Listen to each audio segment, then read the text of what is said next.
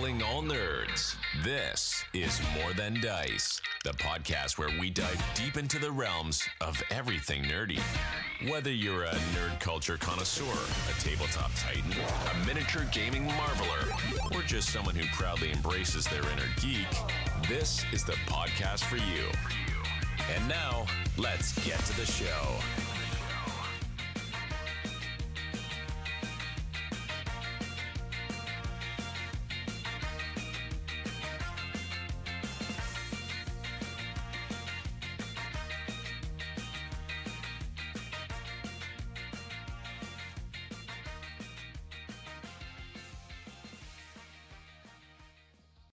Welcome to episode 358. It is our Warfare Weekend / lock and load discussion. We do have a fourth person supposed to be here, and there she is. As she pops back on. As she pops back on. It totally dropped, and I'm like trying to get back on.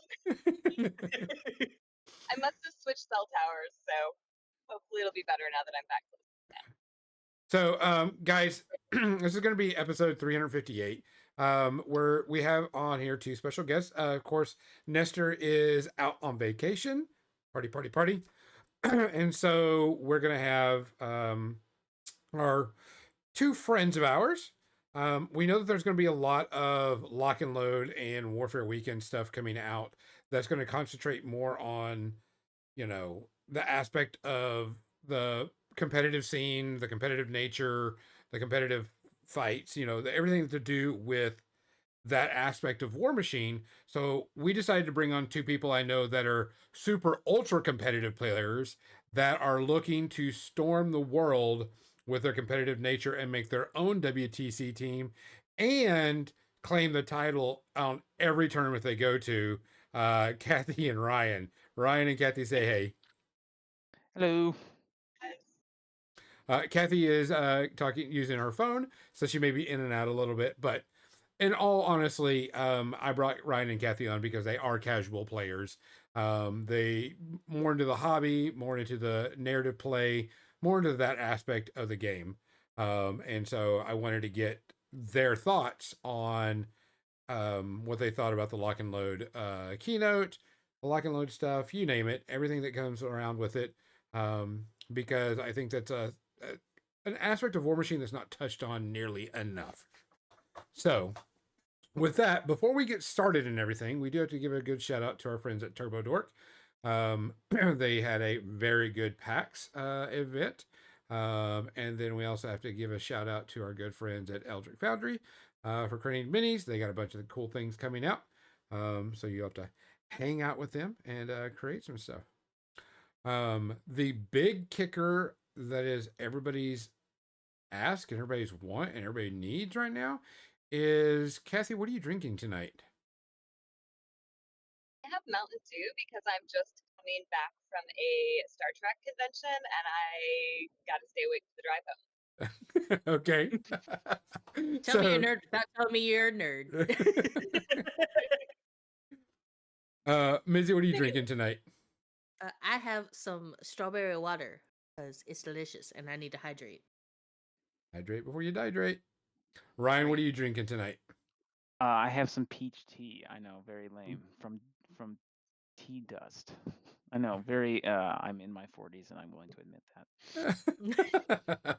I'm doing the good old fashioned water too with Mizzy, because I'm making sure. I got a little bit of con crud when we came back from Warfare Weekend. Nothing bad. It's not like I know some people got COVID, and so big shocker. But just got to make sure that I am staying hydrate and happy, type stuff. But we want to say that make sure we've got our drinks, we got everything here. We want to make sure that everybody's taken care of. So guys, as usual, if you see something, say something. If you hear something, say something. And if you can do something about it. If you can't, find somebody that will, because we need to look after each other, especially now during the holidays. Check in with your friends, even if it's just a simple hello. Hey, how's it going? Whatever, no matter who and what they are. please make sure you check in on them, especially the ones that you think that don't need to be checked in on. Because sometimes they're the forgotten ones. So, Them strong independent types need help too. yep. Cheers, everyone. Cheers. Cheers. Kathy, be careful.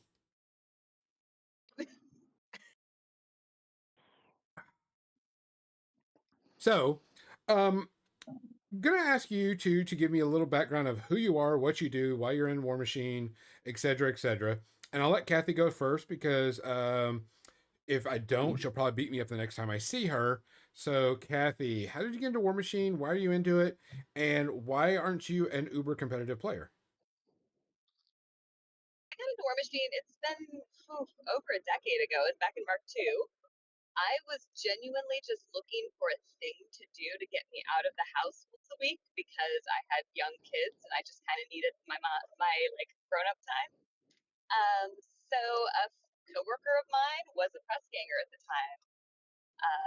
So he took the time to say, "Hey, why don't you come out, play a demo?" I checked it out. I thought it was a lot of fun. Started in on Retribution because elves are cool. And I've been through, Mark II, Mark III. I've jumped in and out. There's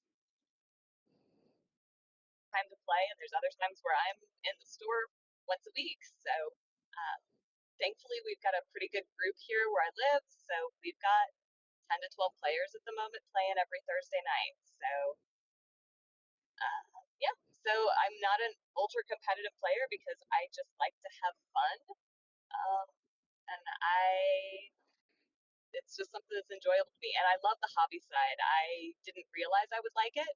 I always figured miniatures would be too hard to paint, but the more I do it, the more fun I have. And now that's kind of my main focus on it is getting the models painted before I get them on the table. Gotcha. And Ryan? Wow. So I have played miniature war games since probably middle school. So yeah. So that it's been a while. So I want to say third edition Warhammer 40K might have been my first game that I played. But I think as one gets older, they decide that that game, riding the train that is GW, uh, will wear you out after a while, to put it nicely. So I'd say my daughter was young. My daughter is 14, and that's about, I think she was 1. So I think about 13 years I've played uh, War Machine right out of the gates. Right, I think just after they did the test run at the beginning of Mark II. So I think that's just as that was completing and the books were starting to come out. That's when I hopped on. So I have played ever since. Um, from a hobby standpoint, I love the sculpting side of things. I'm gonna admit to my dorkdom. I know that you can now these days get your hands on Chaos Dwarves, but back in the day, the Battle for Skull Pass miniatures all got carved down and resculpted as Chaos Dwarves, and so I have a very large army in the basement of Chaos Dwarves that are all hand sculpted, using those models as a base. So I love sculpting bases. I love messing around with miniatures, and I greatly enjoy the rule set that is a War Machine. I think it just has a balance to it that's generally agreeable, and usually has generally had a company that tries to support that balance. All right. So, since you're all both going to be jumping into the major competitive league next year and going to try to win Iron Gauntlet and form your own WTC team, For sure. no, for as long as I've known these people and everything, and that y'all have been doing stuff. I mean, y'all have been, you know, hobbying, hobby room, hobby area, do a hobby gathering every week. Everybody does everything. And so that was kind of the reason why I asked y'all to be on, because I know there's a lot of stuff that's going to be coming out that's going to be the, competitive scene of everything that happened at Lock and Load. Y'all are the other half of this, that, and I wouldn't say it's the unseen, but it's not looked after as much as I think it should. So I wanted to bring y'all on.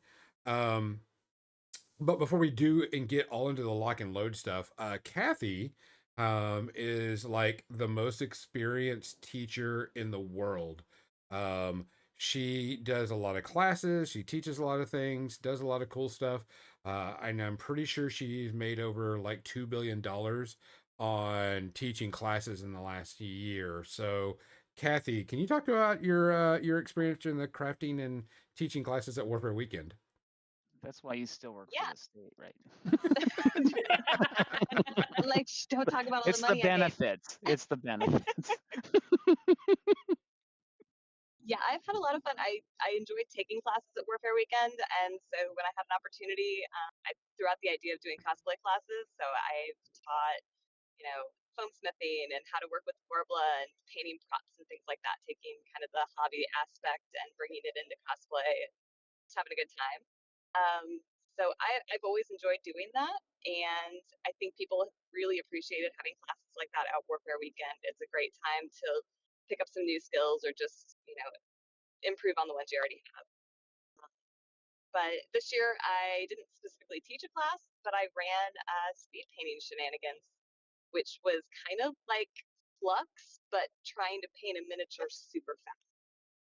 So I would change the rules and make people do stupid things like, uh, uh, let's see, Ryan, what else we have you guys do? I had you paint with really bad brushes. So somebody was using a hairbrush to paint the model. Trade miniatures. We'd trade Pose like a miniatures, so pirate somebody while else you was painting. paint. Paint like a pirate, which is really funny because everybody thinks it'll be easiest to just cover an eye and pretend that they're wearing an eye patch. And then they remember that depth perception is a thing, and everybody goes, oops. So, yeah. Plus, Yeah, you had a everybody seemed to like nice that. soundtrack. Yeah.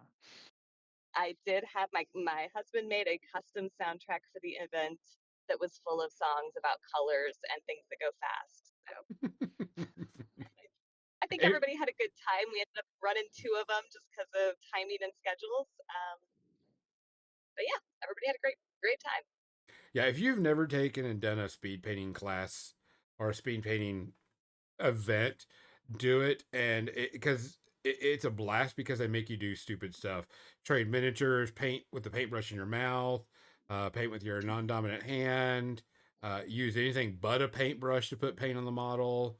You name it. There's, paint with it behind your back, anything. And so it's just meant to be, good quality fun. I mean, you're usually given a model that's primed, ready to go, then you got the paints in front of you, and you just go hog wild and have fun with it. I've done it before, and I think 3 years ago, I was walking by the speed painting competition, and all of a sudden, they were like, "Hey, Gonzo, give something," and I'm like, trade models painted upside down," and everybody had to paint the model upside down, someone else's model upside down. So it's just super fun, super stupid stuff. Damn it, Gonzo. Yeah, very much. Type thing. Yeah, and I Did tied everything to yeah. To say I did everything on a roll of a dice, so I had like a list of 20 things, and I just roll a d20 until we got something new to do. nice. That's how you do it. Chaos right there. Mhm. It was was also chaos. a lot of fun judging the second round Yes, of speed painting entries. Everybody did a great job. I was really impressed by everyone, especially the one person that painted their first miniature, and I'm like, fuck yeah, that's awesome. Awesome.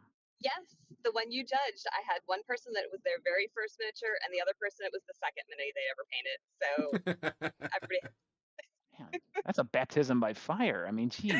yeah, Like, if you can do this, Army, yeah, easy. This Yeah. is the path of fun. You go have fun. You join a speed painting shenanigans and and just thank go you for for my it. judges. Thank you to my judges. Although somebody made the suggestion when I said we were having a special guest judge come in, they raised their hand and said, "Is it just you and a mustache?" I'm Oh, like, "Oh, next year. Next year. Feedback for next time. Yeah. Um I know that y'all, besides you doing that speed painting, and this Ryan, this is also for you. Sure. Besides the lock and load aspect, what else do you do at Warfare Weekend? Because um, there is a spot that is pretty much dedicated to what y'all want to do every year. And what do y'all usually do? A lot of times we just hobby in any way, shape, or form. Be that assemble models, paint models, shoot the shed and paint models, something along those lines. So sculpt, whatever. Yeah. There's just pass whatever tools around. That's typically the majority of the weekend. I mean, aside from that, there's some. Yeah. I mean, we have RPG'd in the past as a group. We've done RPGing as a group was pretty cool. So Yes. yeah, I mean, Like, yeah, we hobby. We kind of set all our stuff up in the middle of the hobby lounge and meet new people. Like Ryan said, share our tools. We're always like somebody will always wander through and go, anybody got glue? And there's like 3 of us that'll hand it over. Um, and that's probably our favorite part of Warfare Weekend is just sitting in the hobby lounge, just doing our thing. sometimes we play a little Commander in the evening. Yeah. Get a bunch of door prizes because y'all always buy a bunch of tickets. Look, Rhett is the guy that's like, he was like, I need a spreadsheet to track these, and I'm like, okay, you're clearly. I'm like, here's $20. Just give me 20 tickets. I'm cool.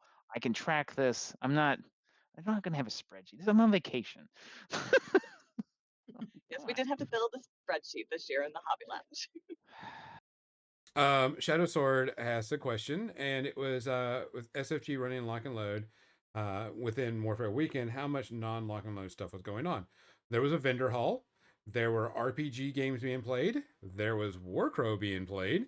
And we'll talk about that. I'll get into that.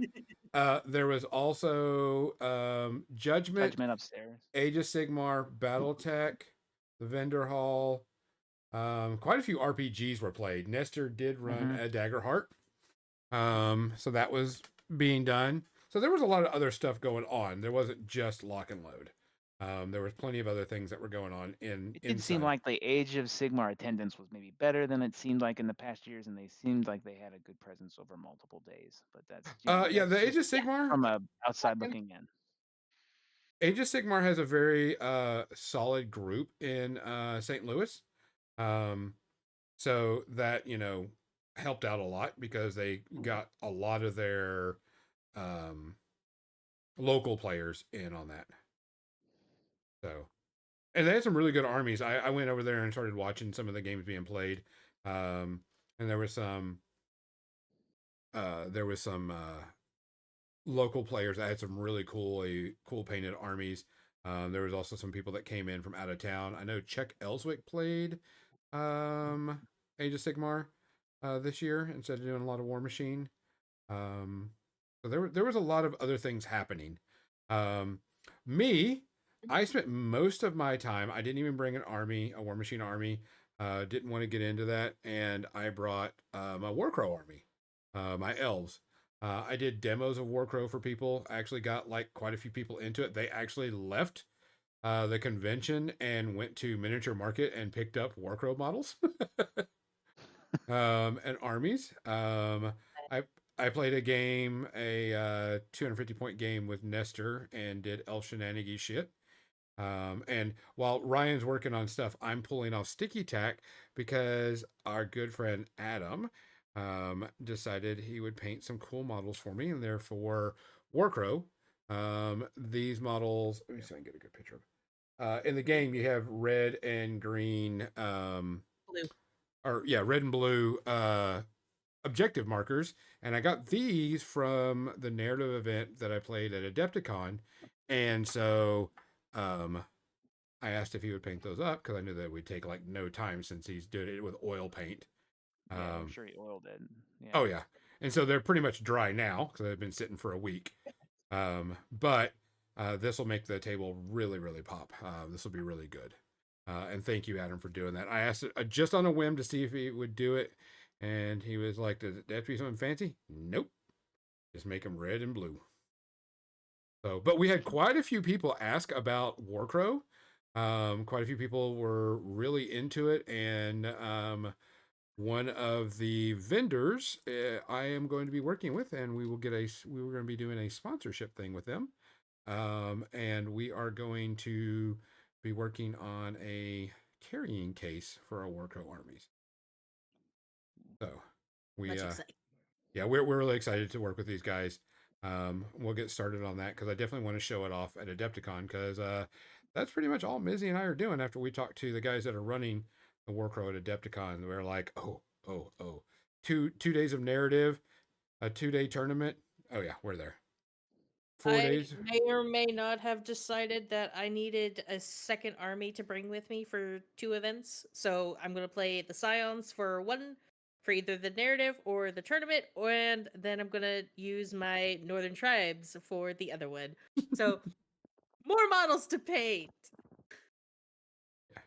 I most likely will just be playing my elf shenanigans shit and That's, fuck your elves, Gonzo. On behalf of Nestor and myself, who have been personally victimized, fuck them elves, Gonzo. the elves are very, very shenanigy, especially the new models that are coming out. What the model that's coming out in December lets you teleport armies around and units around the battlefield, and I know that's going to be a pisser for people. But it's going to be really, really fun. I'm very happy that you have fun, and I'm very happy that you had fun through the entire weekend. Yes. We did play in Nestor's RPG, Daggerheart RPG, which is pretty fun. You know what? We hardly did any combat except for one scene. So of course I wasn't allowed to play a bard. I got to play. I played played something else. And the very first thing that happened, the first roll of the game, first combat roll of the game, I decided to do a tag team with one of the other players, and we crit on the tag team. The first roll of the game was a crit. And we all looked at it. It was like, we instantly gibbed the monster. Nestor's like, fucking Gonzo. And so we had a good time. It was a very interesting, and two of the players had never played Daggerheart before, so it was good to help teach them, and they got it very easily. But we had a good time. I will tell you that the shining example outside of Lock and Load, actually, I say the shining example of the entire convention was the Cake Lady. I will tell you, I'm sure she made a buttload of money. We had a lady that brought baked goods. Kim, by the way, Kim Bressers, love her to death. She has a small baking company, small business baking company, and she brought all these baked goods, and people were just buying shit left and right. And it was more good. of her snickerdoodles like now. Yeah, they were really, really good. A lot of people bought a lot of that stuff. But so I want to go ahead and get into Lock and Load. So Lock and Load was taking over the main ballroom this year, and they kind of made it their own thing. And it was, considered to be theirs. Steamforged Games ran the whole thing, except for a few small aspects. Shout out to Erica for doing the Iron Arena, where she was controlling the points and giving out prizes and everything. Didn't have to run any tournaments. I don't think a single scramble went off. A single full scramble went off. They did have like 4 players, but not a single 8-person scramble went off. But a lot of people were playing pickup games. There was a lot because everybody was trying to get points, for the prizes, and such. So, but there was a swag bag. There was things that could be bought. Then there was things that could be won. There was pretty much just 3 sections. There was the LCQ, and then the tournament, and then there was the narrative, and then open play tables. Pretty much. You can't hear you, Ryan. Your headphones up too high. And then Guild Ball kind of off to the side. Oh, yeah. So they did have Guild Ball, and they had like 3 tables for Guild Ball. Originally, Guild Ball had like 12 or so people signed up. And then a convention in Oklahoma had Guild Ball, and everybody quit Lock and Load and went to this convention in October in Oklahoma. So I thought that was very interesting. I talked to the organizers and people that were supposed to be playing in the Guild Ball at Lock and Load, and they said they left because the Oklahoma had better price support, better advertisement, cheaper, etc., etc. So nothing you can do about it. God Tier did not kick off at all. I know that for a fact. There was a couple of people that had armies and they just kind of played for funsies. It was two young kids that I saw. Guild Ball, there is very few people that played that. But most of it was open tables. Like I would say, probably about half to over half of the room, roughly, was open tables. That's Yeah, probably that's about. yeah. Yeah. So y'all two bought a badge to Lock and Load, correct? Yes. Correct. Okay. What was in the swag bag? Ryan? A paint. The The exclusive miniature, which is the wee I don't know what you call those guys. The little trap troll. door. Yeah, the trapdoor little guy. gift card trapdoor. Yep. I got a mini crate model. Actually, which one was it? Living Dead Girl, which works for my army, so I was pretty content with that. I got a Chibi Ryan, did you get a Makeda mini? pin. Chibi Makeda pin. Wah wah wah.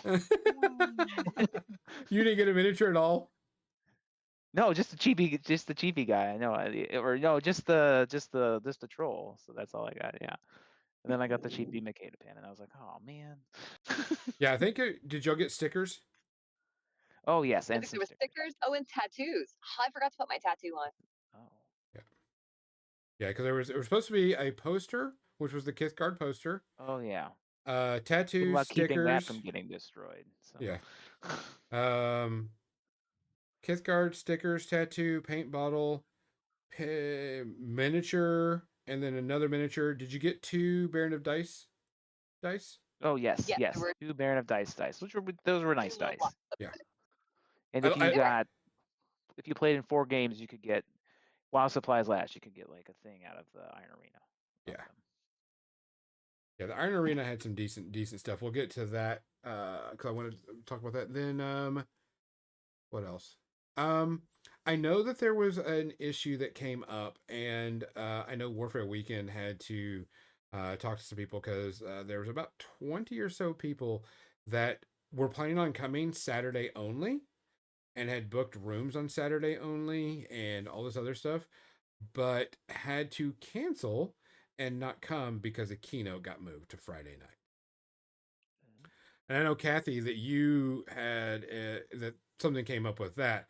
The keynote got moved to Friday night, and the time changed like 2 or 3 times, which caused a little bit of issue. Kathy, were you able to fix that issue? I don't think we ever talked. Or you talked to your people that wanted to do your thing and go to the keynote.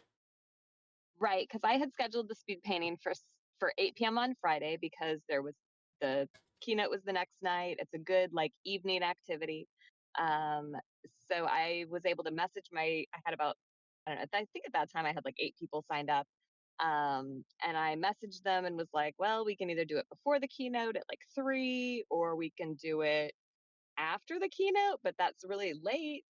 I had a handful of people that were like, yeah, I want to do it before the keynote. So I ran about 5 people at 3 o'clock. And then I had a few people that were coming in that weren't going to the keynote because they were not War Machine players. They were more hobby people. That's good. So I ended up running it during the keynote and was like, well, I'll just watch it on YouTube after the fact. So that's what I ended up doing. Okay. I know that they also canceled the Legacy or Legends event or what it was. Yeah, Um, the legacy tournament. Yeah, and they made another steamroller. And actually, there was a few people that came up and complained to the desk about that. And of course, they got told to go talk to Steamforge Games because Warfare Weekend didn't control that and such. Because there were actually the few people that did it. They were like, I brought all my armies just for that type thing to play in that. So I know that they were not. There were a few people that weren't happy about that, but hey, they canceled it and made just a normal steamroller and let it go. which had a decent amount of people still in it. I think the LCQ had quite a few people in it too. Um, there were, I think the narrative event was almost sold out the entire weekend.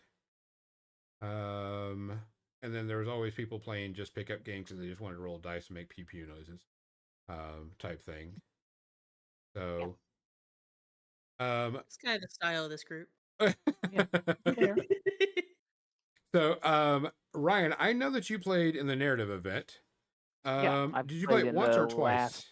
I played twice on the narrative tables, and then I played last 2 years. We've had narrative events Uh-huh. at the con. So, So I and I don't usually even know play it what at the happened. con if there's a narrative event. So Yeah. yeah. I did not even get to see what the narrative event was. Can you tell people? Because there was like very little fanfare about it because For sure. they didn't promote it much, so nobody knew what happened or what the story or anything was. So go for it. I totally know casters' names: female pirate troll leader, Boomhowler. Boomhauer, his sister. But Boomhauer. Sorga Um, Boomhowler. She has a yeah, name. Thank you. she has a name. See, I don't know it because I'm not I a troll got you. player. I got you. Appreciate that. So she was abducted by, I believe, Cephalix, and this was basically an effort to go and get her back, dependent on the aggregate. Kind of like, was it last year or 2 years ago? We had Kruger, so it was kind of the outcome of that determined which armies Kruger could play for. So the discussion here was whether or not there's going to be perhaps an undead version of her that might be appear as a miniature in the future, or a cephalexized miniature of her in the future. So that was like if she gets corrupted by the people who have captured her. So, and I think the bad guys pulled it out over the weekend. So something to look forward to, I guess, if you're not a troll fan. But so that's my understanding of what we were fighting for in the aggregate. So what in this instance we had 2 large scenario tables, and then we had 3 smaller tables. The small tables generated essentially resources for the large tables, and in this instance, they had very large Cephalix constructs that you could basically, if the side tables could generate enough points, you could then control and have them attack the army. And then on the flip side, they could also bring in some Kithgar models, as well if the attackers in this case had attackers in this case the good guys had models or had power to resources to do so. So that's kind of what happened on the larger tables. There were 2 armies each on each side of the table, so 4 armies on the small tables with these large constructs also banging around on the table, and that was kind of basically the aggregate outcome of that was how the game resolved itself, and most of it came down to caster kill, to be really honest. So Okay, so wait a minute. It was a narrative game, and you could lose by caster kill. yes, which usually that's not how we do it. Typically, we would keep playing, or like sometimes I even have lists for this where if I'm going to be kind of a filthy casual, I might play Butcher 3, but then I'm going to put in Sorsha 0 and a junior, or Grey Lord Grey Lord Forge Seer in there, so that Butcher's going to probably, there's a good chance Butcher is going to get himself killed at some point. If he doesn't go through the entire army, he's going to bounce off something and die. But then we're still going to play a game, and the rest of the army's sitting back there to play. But that apparently was not how we were playing this. As you know, it was originally described that way in the first round of playing it. That we'll keep playing, and then that went away as we went through it. So there seemed to be, as you went through it, the rules with every iteration that I played it, the rules had shifted a little bit. Okay. So, were you scoring objectives, or what was the whole point? The side tables, which is all I ever got to play on, were basically scoring objectives unless your caster got killed, essentially. And Okay. originally, so we had, basically the moving objectives, right? So Mm-hmm. you claim them, you can move them backwards. But then in a scenario where your battle group or your caster is going to score the particular objectives, we're talking the 50 mils on a table with a kill zone. kill box. Sorry. Well, okay, that's workable. But then a progressive kill box, so you're moving the objectives backwards if you control them, and controlling those 250s is what gives you the power to control those large colossals. And then as they move backwards, they're moving behind basically your battle line typically, because you're rarely do you have the points to just keep a piece of your battle group in the back to score these things and move them backwards, and then your caster can't go back there either because he's going to give up other points, which uh, to the kill box, and that would matter because those points would essentially create free boosts for the small tables that for them to roll, basically like a free power up. Were Essentially, you could boost an these attack or damage roll. 50-point armies? They First time I played, they were 50-point armies, and then they were 75-point armies on the side tables. The Okay. second time I played, so. All right. So again, things were very fluid as we went through. Okay. They seem to be a lot of adjustments on the fly. Okay. Which can happen, Which is fair. especially Yeah. when things come around. More so than I would say past years, though. Gotcha. They changed quite quickly. I would say that there were probably more adjustments on the fly, especially playing in the first round of it, and then playing in a much later round. I was like, oh, the progressive kill box went away. Caster kill was basically the end of the game, as opposed to not being the end of the game before, or so just some variations in the rules as we played it through. Did it feel like a narrative game, or what's your thought? What's your thought on it after the fact, playing it twice? And I'm sorry, Kathy's just sitting there listening. She didn't get to play in it. I'd say my games felt like pretty normal games because I wasn't on the big table. So if you're on one of the 3 smaller tables, you're basically just squaring off for a relatively normal scenario game with a few modifications and a pile of free boosts depending on how things were going. So, which the pile of free boost is weird because now you got the pile of free boost and it makes caster kill a lot more of a thing, which wasn't supposed. You know what I mean? Like, because you have these free boosts, shots on casters become a lot more valuable because you can boost the attack and damage roll, out of this pile of free resource that's sloshing around between tables. So that makes caster kill a bigger deal. And if you take caster kill from not being a thing to being a thing, well, then it's a lot easier to just have caster kill beside those side table events. Gotcha. I do know, and we'll jump and say you didn't get to play on the main table, but I do want to give a shout out to Tyson about those main tables and narratives that he built. They were beautiful. They were gorgeous. He always makes great tables, and they are narrative tables because there were things that couldn't be moved or whatever that were within the the 4-foot area that you couldn't technically play on because it was a mountain or a trench or something that made it as a narrative table. But they were very gorgeous tables and very well built too. Yes, they were lovely tables. Yeah, they weren't as cool as like Doug's huge dragon table, but they were cool. Not as cool as Bladdergast. Like top shelf. Yeah. Fighting for Bladdergast, that was kind of next level. I don't think anything's ever going to top that narrative game. It's hard to have a game where you're just sitting there and the next thing you know, like a POW 20 line just comes from Bladdergast across your table and you're like, guess they need those units. Yeah, but you also did more to it and stuff. But I will say, like, all of those tables in that scenario felt like they were part of what was going down. Gotcha. I mean, so you didn't have these sub tables that were just like, well, I'm just providing resources to what's happening on the big table, and I hope it goes well over there. So at least in that scenario, like everybody was like participating. I mean, I think Mizzy played in that game and like literally flew her blimp right into Bladdergast and blew it up. Yes. So yes, I did. which was cool. I laid rage against that. there were more things to do. I would say in past scenarios there have been more things to spend those resources on to do cool things on the. Well, I played the one, not this last one, the last one before at Adepticon, and that one they had to do a change of rules because people were fighting on top of the castle, and the problem is they found out shooting armies were just wrecking everybody down below, so they had to change up the rules on that, which was fine because you wanted. And when I was playing, I had myself and Shadow Tongue. I had Shadow Tongue and an inert Jack Invictus, You and that's you all I had had on the board. Invictus. And an inert Victus and Shadow Tongue. And I looked at Lauren and I had 15 coins. I go, I'm gonna spend 10 coins and kill Shadow Tongue and put his soul in Invictus. And she's like, done, do it.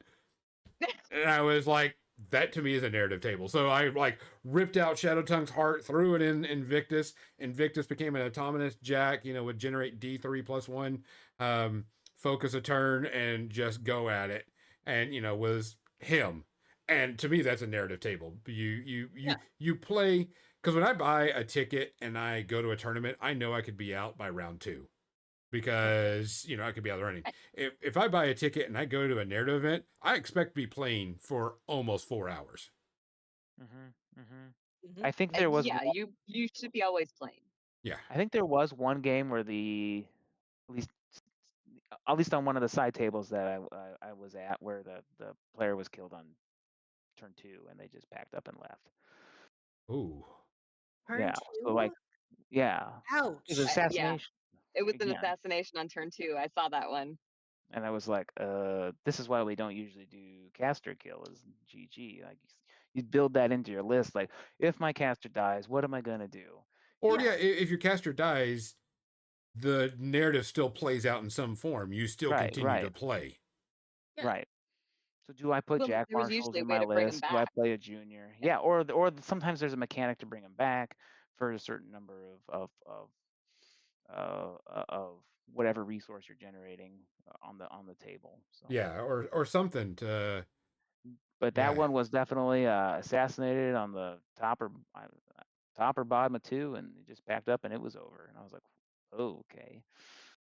Yeah, and I'm like, that's not that is a very depressing. uncharacteristic way to play, a narrative game, a casual event, and especially a narrative. Yeah, that sucks. Huh. Okay.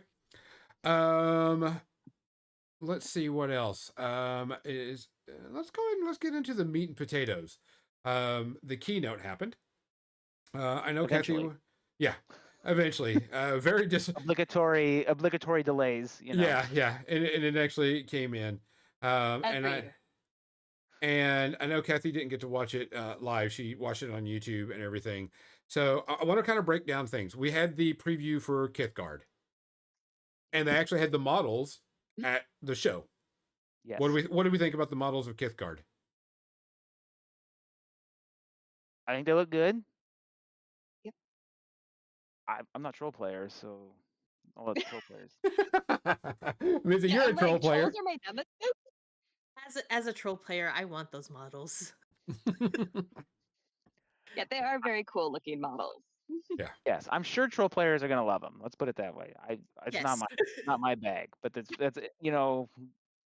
different strokes for different folks. So, and I'm sure that they are cool looking minis, and there's a lot of awesome detail on them, and there's a lot of uniqueness amongst each one of them, and so good on them. They look good. Okay. So Kithgard in.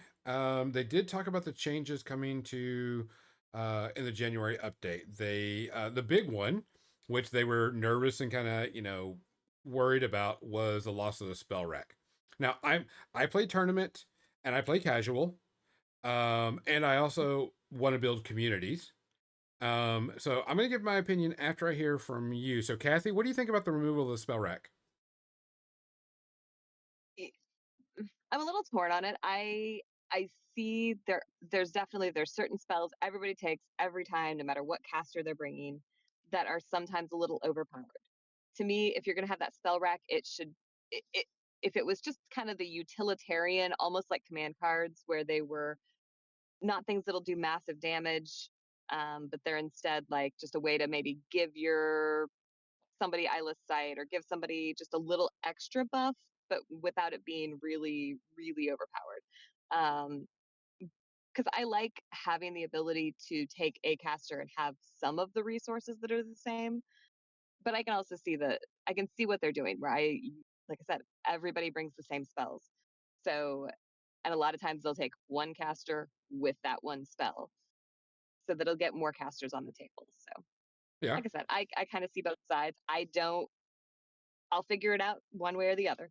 Yeah, because we don't know what casters are getting what spells yet, so we'll have to wait to see once the January update comes out, type thing to see Yeah. what it is. Ryan, what do you think? Oh, rest in peace. I typically play Mark III Prime armies, and because I own like eight of those armies roughly, just the Prime Only ones. 8? Probably 8. I don't know, give or take. I could like go through the phone and figure out which ones, but there's a lot of them. But I've never really loved it. I think it makes the game a little more complicated to teach. Um, I think I think it does. Like I won was it Storm Legion army. They're like a box set of them, so I was working on putting them together and going back and looking at WTC armies. And there are only 2 casters being played essentially, with like a couple of tiny outliers here. And so like you see that a lot. It's like, well, because I can choose these spells, I'm just going to take the best kit here. And I'm Mm-hmm. not, regardless of my, Mhm. because I can kind of customize them within those the rack spells. I can just choose this caster because it's clearly the best caster or the most survivable caster, and then I'll just drop on the other abilities, the spells that I need to make it work for my army. I like the differentiation. Like every once in a while, you look at that caster and think, well, you're playing your old prime stuff. You're like, I might not play you normally, but I'm feeling frisky, and let's give him a go. So I I I think I'm very comfortable with them going away. Yeah, Mizzy, what do you think? And going back, Oh, sorry. Go ahead, Kathy. I, I was just gonna say, going back to what Ryan said about teaching the game, we do a lot of demos at my shop, and so that's like one of the first questions. People are building the lists, and we're helping them through, and they're like, okay, and here's their spell rack. They're like, what spells do I take? And when you're brand new, either it's a demo or the first time you're coming with that two-player starter box and you're trying out the game, it's really hard to explain like what to take versus making your own decision. So that to me is a nice aspect that you're taking that out. Makes it a little more accessible to the new players. Gotcha. Mizzy, what do you think? I gotta agree with Kathy, honestly. At first it was kind of a sticker shock of, oh shit, they're taking away rack spells. But at the same time, it does make it more accessible to newer players. Yeah. Make it easier to learn. So I think that's the overall sentiment of a yeah. lot of players that I talk to. A lot of people is like, okay, fine. We just go back to, Mark III type spellcasters. No big deal. What the spells are going to be, we don't know, type thing. Yeah, you're always going to have people that are going to play their favorites because they like their basic package. But what spells that are going to happen, we just got to wait and see, what happens with that. Overall, I think it's a good thing. It'll help people get into the game. You'll be able to know exactly what that. Even if you're a tournament player, you're like, oh, this caster has X, Y, Z now, not A, B, C, and Z through J through Z, type of spell. Yeah. So you get a little bit more consistency. So yeah, I think overall, a lot of people are like, okay, good, no problem. You'll see less, overpoweredness. You'll see less destruction spells coming into a play, and people will just play them. Well, I think it also opens design space up, Yep. right? Because it allows you to customize casters in ways that you might not have been able to do it before, uh, before the rack. It also lets you go back and maybe look at some new options for those casters that might Yep. work to kind of differentiate them. So I'm excited about where that goes. I think the sentiment amongst the room was generally favorable. Really, Yeah, I think so too. actually, yeah. Mhm. Yeah, I think so too. The next announcement was that they're toning down the lethality of the game. Um, as someone that is a tournament player, someone that's a casual player, and has played quite a few games of the new edition, the games are fast and deadly and quick. And usually, if you get the alpha strike, you're wiping out your opponent pretty quickly. And the games are over much faster than they used to be. You hardly ever miss. You hardly ever not do damage. Dice rolls aside, you're usually stacking your numbers pretty high.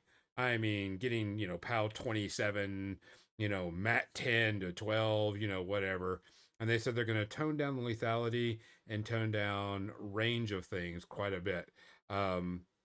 Which I think is a good thing, not only competitively, but also for a casual. Because to me, if I'm playing Ryan and he's a casual player and just learning the game and just wants to roll dice and make pew pew noises, this is a great thing because, you know, I could table him on 2A or kill him on 2A type thing, and he's not going to stick around if he's not playing the game.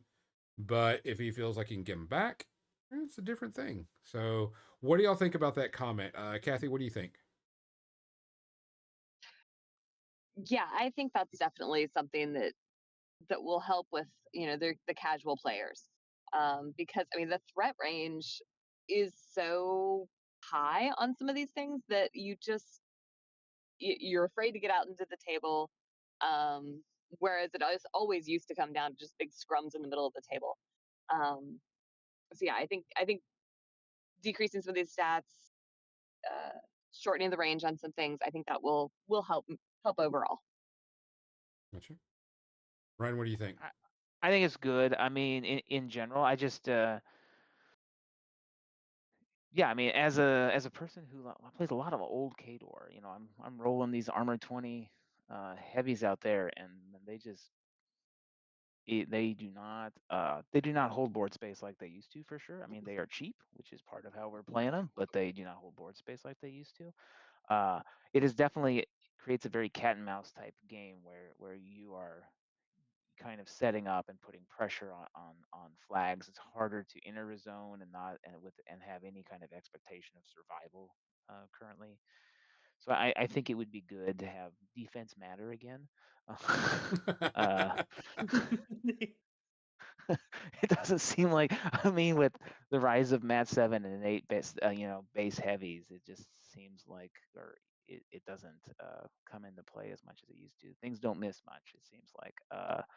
And when they do hit, they hit usually pretty dang hard these days. So, Yeah. I mean, it wasn't that long ago that a POW 18 heavy was kind of your top, was generally a lot of the times the top end, but that's without a buff on it. But that's, you know, we're seeing that kind of diminish with time, or the ability to layer buffs in a way that it's pretty egregious is out there. So I think that's all good. I do think it kind of comes at a weird time because we get that announcement and then we get the Crucible Guard announcement. We'll come back to that in just a second. Okay, and Put I'm a like, pin in oh, that one. okay. We're gonna put a pin in the Crucible Guard one real quick because I want to Okay, get because those Mizzy's. two things don't equate to me. Let's go with Mizzy. Mizzy, what do you think about this announcement of the toning down lethality of the game? So first of all, my experience is my dice hate me, so I don't know what y'all talking about. um, I can't hit for shit. I can't do damage for shit. My dice just fucking hate me. But um, based on what I'm seeing from everybody else, I like that everyone else seems like it's a good thing, and I'm okay with it. Yeah, I think it's also a good thing. And going back to the thing, I would rather have a long game and a slugfest than you wipe my army out on 2B or 2A type thing. Yeah. Because, positioning or whatever, or assassinations. So that's kind of where but let's go back to Ryan's comment about Crucible Guard. They made an announcement. Of course, Crucible Guard's coming back. It is one of the limited factions going to come back in 3D print and all this other stuff, and they showed it. And you can already pre-order that. Crucible Guard has always been a pretty cool army, and people like it. But they announced a rule that continuous effects that are in a caster's control range, you do not roll to go out. They stay there permanently until you can move. So you have to move out of the control. Okay, cool. But they do double damage, which I don't understand when we're trying to tone down lethality. That means acid will do 2 points of damage. That means, and I'm guessing that's how it's going to go. It's going to be 2 points of damage instead of 1 point of damage, which then means fire, which you'll roll for damage, and that'll be doubled. So if you do 2 points of damage, that's 4 points of damage. Of course, fire isn't that powerful, but dice are a thing. And so that kind of there was kind of some what responses from a lot of people. Some people were very excited about it, but then they were like, "Holy crap!" Because you can't bring single troop models. Multi-troop models are going to be it's still not going to last very long. So you know. And how do you combat that? Because if since they are toning down the ranges of everything, you have to be outside of the caster's control range, but they're shortening ranges as well. How do you combat? Yeah. That's going to be that one. There were a few people that were like, okay, I like that cool aspect, but double damage? That single wound models will be dead. Mhm. Multi wound models aren't going to last more than 2 turns. It's already a hard game for single wound models to kind of, if you can reach them, poof. Yeah. Anyway. Yes, my elves know that well. Yes. And of course we know, and we know that Crucible Guard is going to have plenty of fire and acid abilities to put those continuous effects out. We know that's going to happen. So that was something that just really caught me off guard, is that they're going to be there and it's going to do double damage and you can't get rid of it. You can't roll out of it. You can't use a card, nothing. It's just going to happen and you're going to have to take the damage. And I'm like, but we're toning down lethality. Not for So- Crucible Well, Guard. the references they were using were like addressing like secondary damage, so like removing boostable like electro leap type, you know, uh, effects, or there's a couple places where they're boostable currently, so trying to like curtail some of that. But it's like, but then they do this, and I'm like, oh, okay, Yeah, that doesn't it? We'll have to see when the models come out in Yeah. January, update comes out, and see how that is. Because maybe they'll tone down fire damage, but acid damage is automatically 1 point of damage. So they're going to do 2. So we'll have to wait and see. But I know that kind of contradicted what they proposed right before that. They did have a few other things that came out with this. Of course, we saw the new 80 mils. 80 mil character jacks look cool. I know there's a lot of people that are poking a lot of fun at Behemoth 2's treads, and somebody's been making a lot of cool memes about it. Design choice. There we go. So cool. He's old. He's big. He needs a walker. So, Yeah. Fair. Shadow Sword goes, he's in a wheelchair. Yeah. Power wheels. Every time I see him, that's I know there's some people that put him on different wheels now and done quite a few memes. The models look great. Deathjack looks really cool. The Kador part looks really cool. The new dragon, which is like, there's a lot, and what was the other one? The new the Signars, Signar. the one that's like levitating with lightning. That was a really cool look. I know a lot of people are worried about the lethality of these also. Like, are they going to get toned down after? Because we got the rules for some of them already, so they're wondering if they're going to get toned down when the things.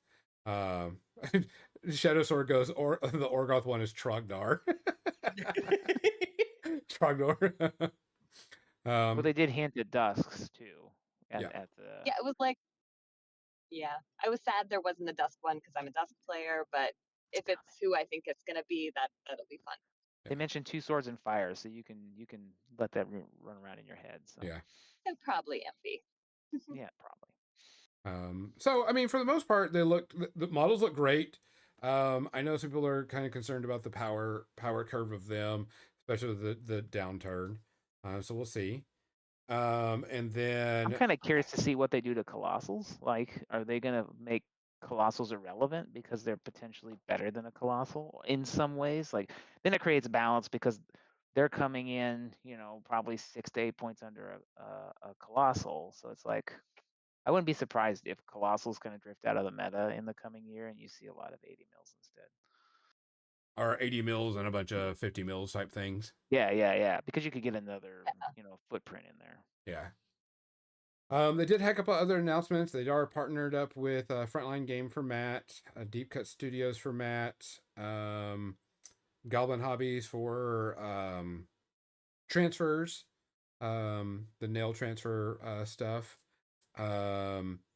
The cosplay one, which I thought was kind of interesting. Kathy, you'll have to like dig into that to see if it's worth it or not. But they're going to be doing cosplay items now. Yes, I was very curious about that, so I can't wait to see. Yep.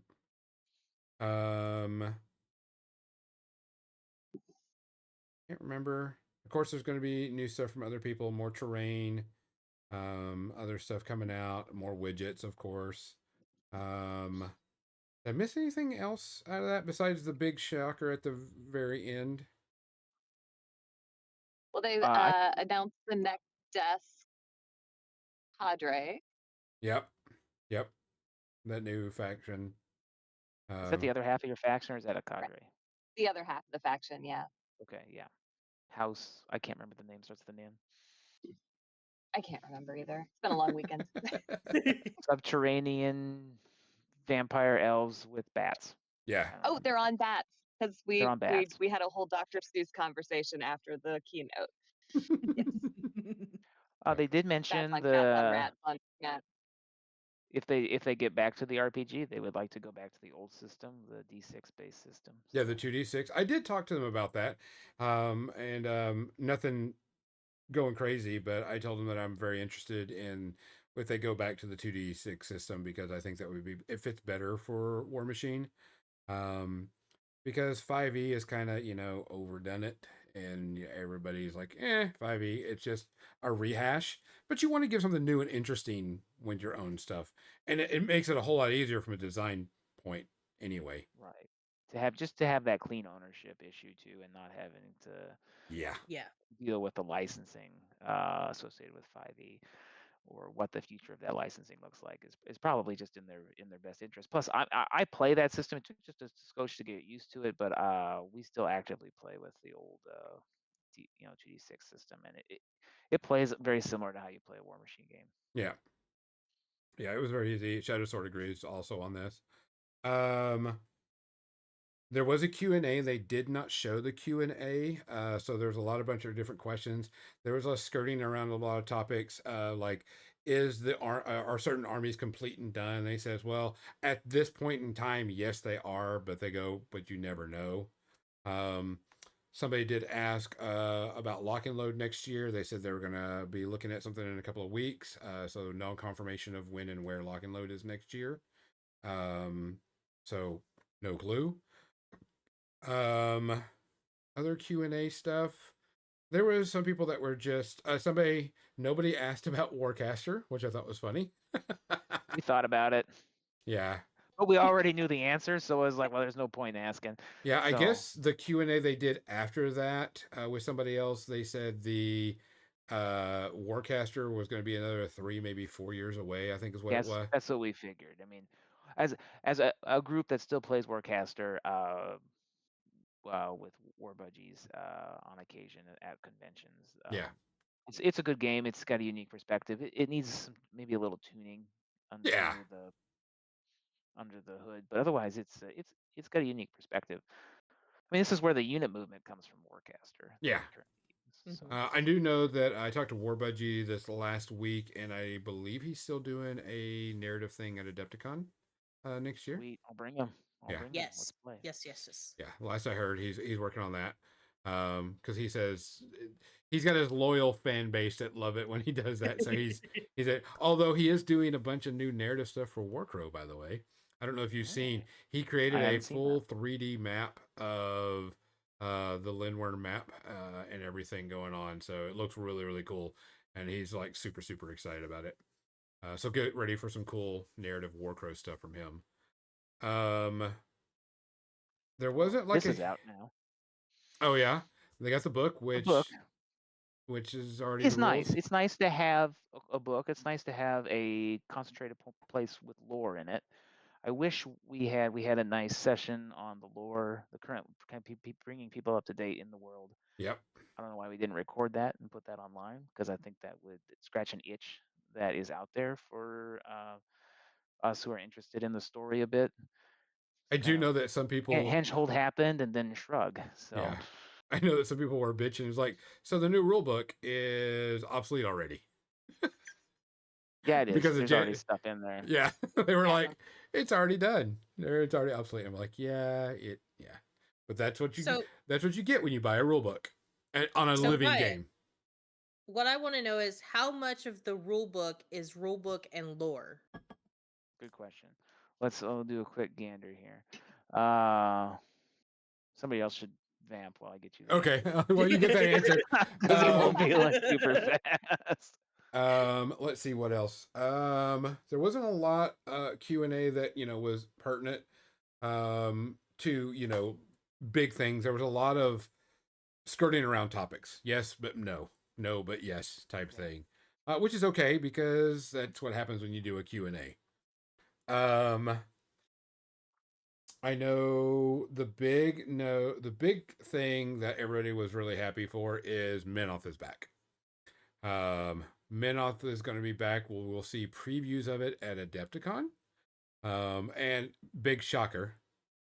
That it you're bringing them back. No big deal. That's going to be how it is. Because I mean, everybody wants Menoth. They were going to do Menoth. Just how and what they're going to look like, we don't know yet. So, go ahead, Ryan. Quick answer. There's roughly 60 pages of rules and roughly 60 pages of lore and roughly 70 pages, lore and background, and roughly 70 pages of rules. About half. So half. About half. Yeah. Just half-ish. Not bad. Not bad. Yeah, I think we've needed something like this for a long time, so yeah, I'm glad to have it. Especially if you're going to bring something new in. Yeah, I think a good lore book would be really good of what happened after the hedge and what's going on now. I think that would be good. But no, Menoth is coming back. Really is going to be the next big hoopla faction that we're going to see. Because we got the elves with bats, and we've got Old Umbre's about to be finished up, and then we've got Kithgard coming in. So we don't know when Menoth's coming in, but we're going to get a preview at Adepticon. That's going to scratch an itch for a lot of people. We also got information on the STLs being released. So yeah, like that subscription and what armies are going to go in that order. But yeah, we can talk about that. They did give a new timeline and everything, and some of it was redacted and some wasn't. Infernals will eventually come in as an STL. They're going to get through Crucible Guard first, type thing. Yes, I think there was hints that there may actually add a caster to that army. Oh, got me. I do not know. Little breadcrumb in there about, oh, we haven't met so and so yet, and I'm like, oh, okay, saucy. Shadow Sword wanted to say that think the early release of Menoth at the next lock and load. I think you'll probably see early releases before lock and load, and probably like the STL, like, oh, here's an alternate sculpt of so and so, or whatever. Yeah, because they like doing their alternate sculpts on their 3D, which is great because I mean, alternate sculpts are alternate sculpts. I wouldn't be surprised if we see that at Adepticon. Really, like at Adepticon, we have some kind of starter product for Menoth, like in Pip. I think there's a chance. You don't think it's too soon? You think it's probably won't be out till fall? Yeah, I don't think it'll be out till fall. Now they may have a caster, an alternate sculpt caster on there, so you could get that as an STL or whatever. But we're only supposed to get previews at lock and load. All right. So yeah, keep dreaming, Ryan. Keep dreaming. Then and that went off. The Steamroller went off really well. The LCQ went off well. The Iron Gauntlet went off well. They did a new shout out to Travis on this. They did a new pairing type system where they did it in pods, and a lot of the tournament players said they really liked that because they got to play more tournament competitive games, which is good because you want them to play more competitive tournament games. And then narratives. As always, Travis is is amazing at what he does. So. Yeah. Yes. And then what else was there? Thomas did run a few War Machine IK RPGs. I don't know how they went. I didn't hear anybody playing them. I didn't get to or see anybody that talked about the things that they did upstairs um, the sessions or whatever. They're Here's like all their seminars, yeah. yeah, their seminars. We did Uh, 2. I did 2 of them. oh, We did you? did the Okay. lore. We did the lore, which was a lot of kind of the background of that book, but also a little beyond where the book lets off. And that's why I was kind of like lamenting. I was like, why this should be recorded? Because it's really good. Oh, I wish we had this content online. Um, and then we also had the sculpting Mhm. of, which was a good conversation about like astute people might have noticed that the models in the trencher box that are painted do not. There's differences between those models and the models in the box in terms of how they are physically sculpted.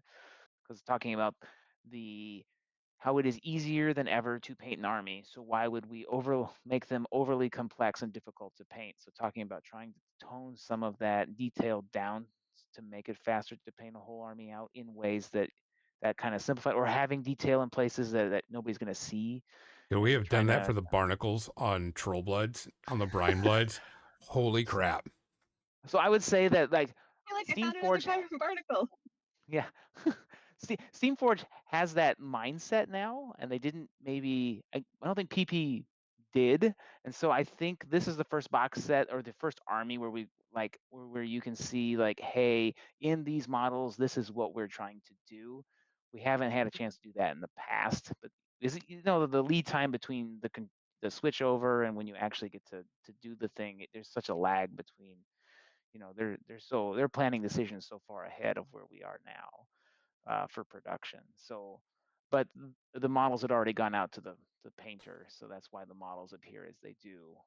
Instead of delaying the product to get new models made to Yeah. get them painted, we'd Mhm. rather just get it out, accept that there's going to be a difference in the box art and the models, and move on. So before we go any further, there was one thing that I want to talk about, and it actually pertains to pretty much all of us. And then there's something that we have all been looking for and waiting for, and that they've been talking about that they were going to do. Supposedly, it's going to come out around January. Update is the casual format they're planning on doing. Casual normal. What they said, there was going to be a casual narrative format that's going to have 50, 75, 100 points and scenarios based around that type of thing. And they've got this currently testing out, and people are doing stuff. Um, if that works, I haven't seen it, don't know what it is, anything like that. I think that's going to really help. And you're going to get more people that are willing to come in and play the game at a convention scene if they're playing that.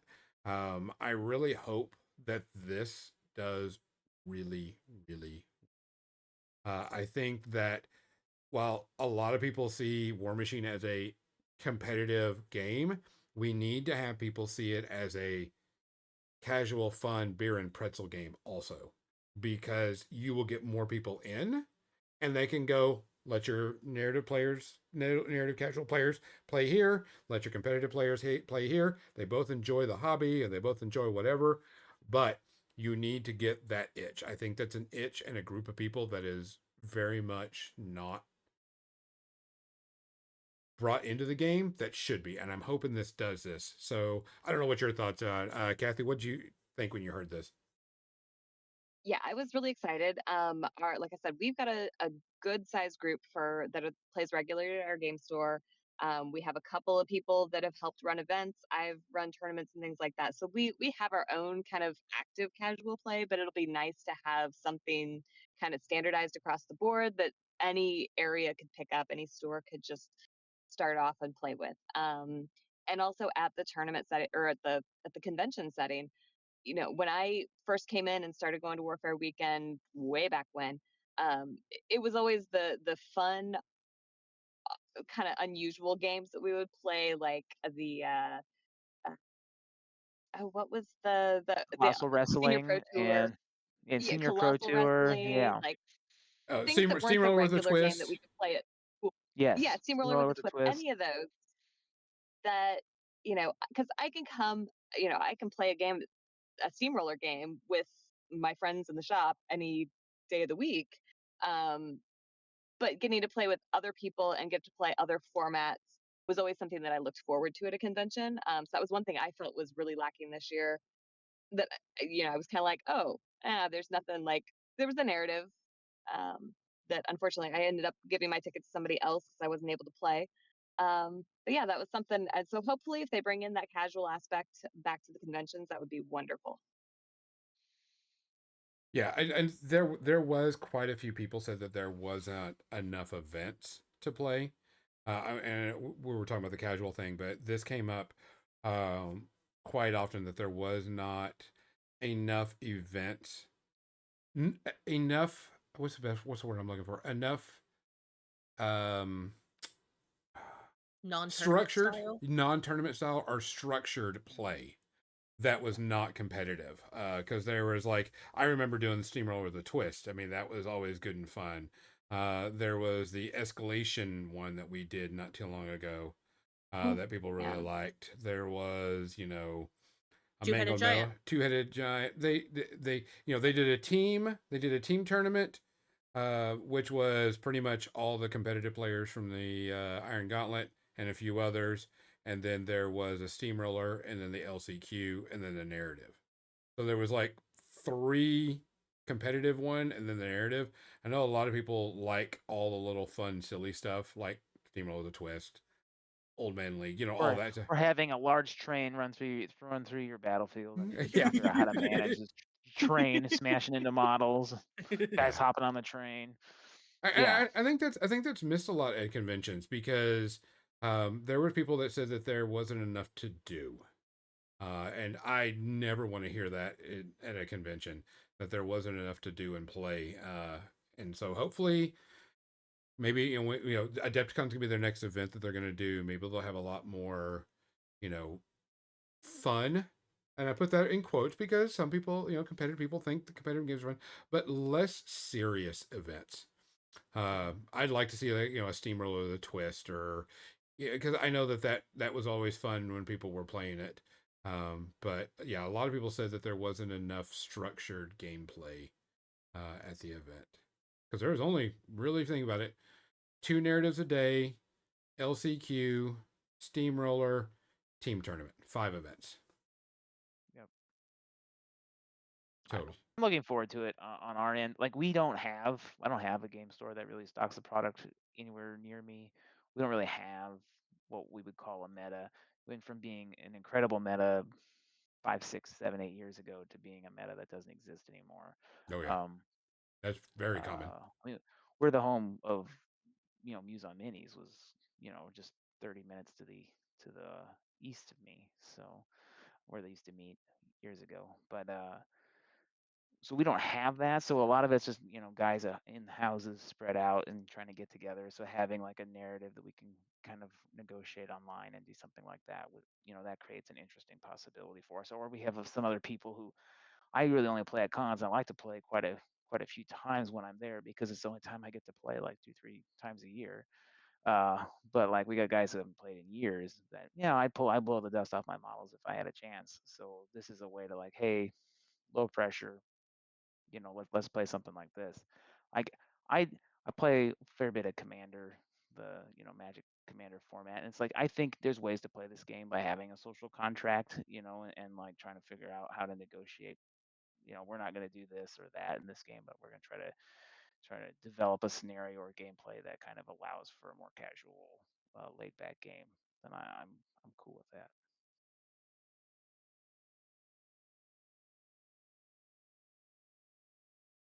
So we'll see. We'll see what happens. I'm cautiously optimistic about where this could go. I think Yep. it's needed. Kathy That is, is yeah. going to be having to get off very soon, like now. Kathy, did you want to give any final thoughts before you go? Sure. Like I mean, Warfare Weekend has always been a great convention for me. It feels like family reunion because I love seeing everybody.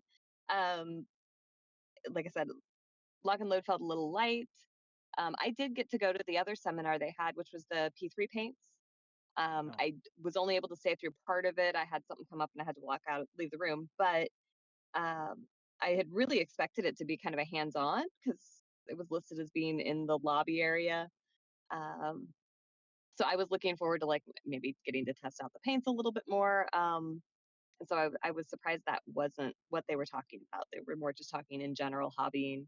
Um, but yeah, I think overall I had a great time. But there was definitely some aspects from previous years that I did miss out on. So, Yeah. and overall, I think the state of the game. I mean, we'll see with the January update what comes out of that. I'm hopeful because, like I said, we've got a good community that's been going here for a while, um, and we've gotten to the point where we're trying to run events on the regular, tournaments every couple of months, and running a league and things like that. So I want to see what their casual play is going to be, if they're going to give us like prize support for that or anything like that. So we'll see what January brings. Kathy, we appreciate it. Go take care of yourself, and we will talk to you later. And we'll finish up our notes here. I think they also mentioned the press gang, did they? Well, Yeah. see you tomorrow, Kathy. Yeah, Right? Yeah. Hopefully, maybe on the on our other maybe call. we'll see if I've recovered. All right, talk to you guys later. Thanks Take for having care. me on. Bye, Kathy. Yeah, they did mention also the press gang coming out. And they're still working on that, so we'll have to wait and see how that is. And hopefully that'll get taken care of. Um, I, I, It, I know that it's they're a not good. going to I do mean, it. it's Not going to do it like it right. used to, where it's not like product support. So I think that might be something that turns people off from it. Because when I was a press ganger, you did events, Yeah. you turned in the report, and you could spend your money on product that was in there, and so you could practically get a whole entire army if you did enough events. But now they're going to be doing it on like swag items, and I hope they do it right. And I hope the people that are doing press ganging are taking it as a way to get people into the game, not a way to get free shit. Hmm. That's That's my fair. concern. I think that's a fair assessment of it. Uh, I I generally think it's a good system. It's not without, just like any system, the old system could be abused Oh, it by those was. that it was, and I think you could see it out there every once in a while. But I know in the meta that I was playing in, it wasn't. Uh, but and it helped grow a meta back then that was that things like Musa Minis came out of at the time. So I hope that there's something cool that comes from it. I mean, I know like Kathy's meta Rhett has put in a ton of time to keep even when things were dark, he was sitting there chugging away and trying to keep everybody at the table and playing. And he got his store to stock product, and he's pushed really hard. That's the most product I've seen for War Machine at his store. When I've been to his store, that's the most War Machine product I've seen a local store have on the shelves anywhere. So, um, it's people like that really help advocate for this game, and I think some kind of system to support him is needed, regardless of what it looks like. Hmm. I do too. Um, we'll get more stuff. I think we're all really looking forward to the January update and seeing what's going on. We're all kind of curious. We're all kind of, oh shit. Pins and needles. Yeah. Yeah. I mean, and it's going to be a big change. We all know it's going to be a big Yeah. change. They even said it's going to be a big change. And you're going to always have. I always talk about this. I sat down with someone from Privateer Press, a couple of years ago, and we were talking about things and the way the game was going, and they were concerned, um, and so on and so forth. And I was like, no matter what change you do to the game, there is always people that are going to hate it. And they're going to hate it with a passion, and it's just going to be annoying, and you're just going to have to deal with it. Because you can't, one, nerds hate change, but they want change. And people just, they're happy with what it is. You're going to lose some people, you're going to gain some people. Whether it's going to be, gain a lot or gain a little, we won't know until it happens. But we'll have to wait to see what the January updates, because I know there's going to be, it's got to be a ton of stuff, because not only you got, the spell rack going away, lethality going down, ranges going down, stats supposedly going down based on whatever reason. So we'll have to see. Yeah, at Shadow Sword, Captain Con and CanCon are right at the beginning of the year, so it'll be interesting to see. Captain Con usually has a fair bit of competitive players and competitive events, and so it'll be interesting to see how the competitive scene plays out with that, because that's like the first. Used to be LVO, but now LVO has moved to October, so we'll have to wait and see how that all pans out. it'll probably be a very tumultuous early convention season with those changes. I mean, I was just a little disappointed. I thought it was kind of a lighter touch last year than I would have liked. So in some places, so we'll see. Yeah. Fingers crossed for this year. All right. Any parting words of wisdom before we shut it all down and go paint minis? These rollers are amazing. I love them. You know, these little terrain rollers. This is the Greek one.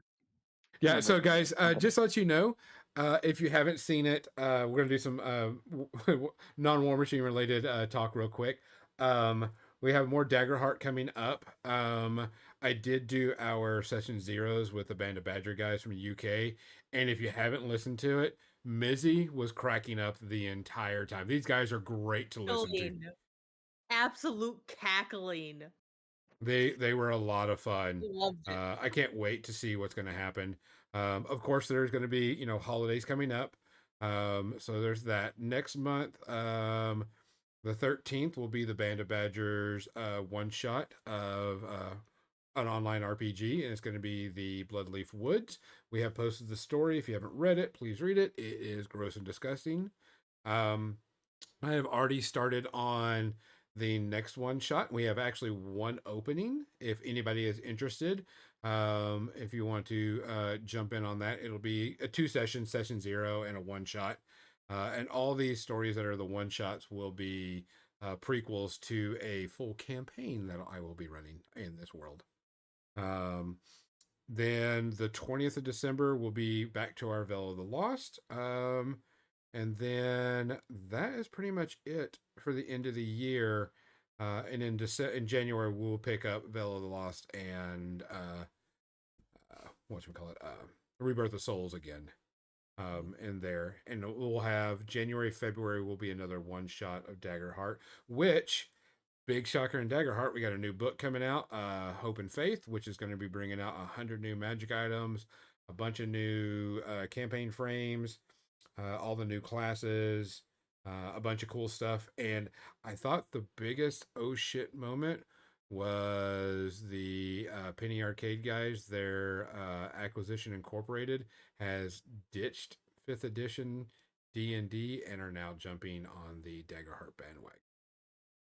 So Acquisition Incorporated will be going to Daggerheart.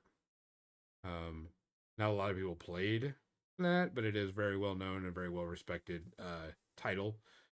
It would be cooler if they would have said, "Hey, Dragonlance is going to Daggerheart," and I'm like, "Fucking sold!" Mike, give me that book now. But that's that's a Wizard product. But it would be cool to see. But we'll see about that. Other things, a lot of pack stuff came out. We'll hear about that in the next coming weeks. Like I says, we got the holidays coming up. Please, please, please check in on your people. Please don't go bankrupt trying to buy presents for everybody. Just be cautious and careful. But being so expensive, Gonzo. You're the one looking forward to Black Friday. So Hey, Black Friday, I get to go get my mani pedi done, and so I'm ready for that. So I'm gonna be doing that. I am also I am kind of looking at a new 3D printer. So Surprise. yeah, Oh my god. yeah, Who could have ever expected? yeah. Hopefully I can order it this week, type thing. So I had to pull some money out of. So one of my dogs got a cancer diagnosis this week, so I had to pull money out of my 401k because it's nothing bad. They found like about golf ball size on the outside of his lung, and so he's had all the stuff. We got to do surgery, and then we'll do that. But pulled out some 401k. That's what it's there for my emergencies. And keeping my dogs happy and healthy is an emergency and will happen. Don't care what anybody says. It's not just a dog. So Nope. Other than that, Ryan, we appreciate you being on. Kathy, I know you're not here. We appreciate you being on. I'm glad we got to have a different aspect to lock and load type thing, because I think it's an underappreciated thing, because I think more casual fun players come to the convention than competitive players. When it comes down to it, because there was quite a few people that were playing pickup games and weren't taking the game serious. They were just there to roll dice and have fun. And I think it's an underappreciated group of people, and represented type thing. Shadow Sword agrees with me too. So hopefully we'll see more of that fun stuff. But other than that, guys, we appreciate you listening. We appreciate you watching. We hope you enjoy everything. We hope you take care of yourself. We hope we see you again. The More Than Dice team will be at Adepticon. That is our next big event. We will be there in force. I know Nestor will be doing classes, but we're going to be doing a shit ton of Warcrow. So. I'll be more than casual stuff. Ryan will be doing casual stuff. So for More Than Dice, I'm Gonzo. And I'm Izzy. And I'm Ryan, filling in for Nestor. Good night. Thanks for listening to More Than Dice, making the world a better, nerdier place, one dumb joke at a time. Be sure to subscribe wherever you heard this podcast so you never miss a future episode. For more nerdy action or to connect with your hosts, check them out on Facebook.com/morethandice and Twitch.tv/more_than_dice. Until next time, stay nerdy, stay proud, and we'll see you soon on the More Than Dice podcast.